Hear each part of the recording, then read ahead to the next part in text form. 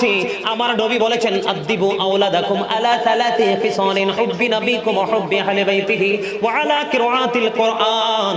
আমার নবী বলেছেন মা বাবাকে দায়িত্ব দিয়েছে তোমরা তোমাদের সন্তানদেরকে তিনটি বিষয় শিক্ষা দাও। কয়টি বিষয়? একটা হলো হুব্বি নবিকুম, teach the love of the prophet, নবীর ভালোবাসা শেখাও। ওয়া হুব্বি আহলি বাইতিহি, টিচ ফ্যামিলি লাভ, নবীর পরিবারের ভালোবাসা শেখাও। তিন নম্বরে নবী বলেছেন আলা কিরাআতিল কুরআন, learn to recite the holy Quran. তুমি তো নবীর প্রেম শেখাও, নবীর পরিবারের প্রেম শেখাও এবং কোরআন তেলাওয়াত শেখাও। এটা তোমাদের প্রত্যেকটা পিতামাতার দায়িত্ব। এই জন্য আমি বলি every parent should take care their children very carefully. প্রত্যেকটা পিতামাতার উচিত সন্তানের দায়িত্ব যত্ন সহকারে পালন করা।